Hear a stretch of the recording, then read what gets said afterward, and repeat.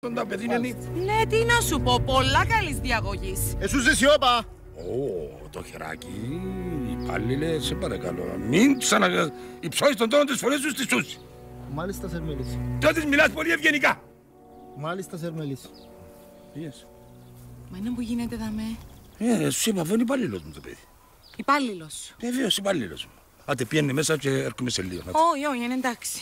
Είπε σου ο Σερμέλης πιένε μέσα. Δώρο. Μην μιλάς έτσι στη Σούζη, είπαμε. Πιο μαλαχτά. Σούζη μου, είπε σου ο Σερμέλης μάνα μου πιένε μέσα και είναι εντάξει. Είναι σου μωρέ. Μα περιπέζετε με. Σε περιπέσουμε σε σιώ.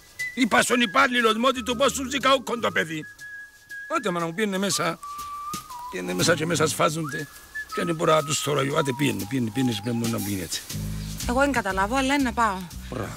Και πείτε του να με ξαναενοχλήσει. Τον είπαμε το μια φορά. Είναι έτσι... Ό,τι πει Σερμέλης. Μάλιστα. Και να μου διάζει τη διατροφή μου. Θα σου τη διάσωση μου τη διατροφή. Δεν είναι έτσι ρε παιδί. Ό,τι πει ο κύριος Μέλης. Δεν καταλάβω. Αλλά ευχαριστώ. Παρακαλώ. Άντε πιένε μέσα και μπορεί να είμαστε μόνοι μας ξανά ευχαριστάς μεγαλύτερα.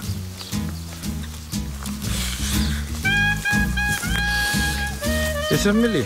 Τι είναι ρε παιδί.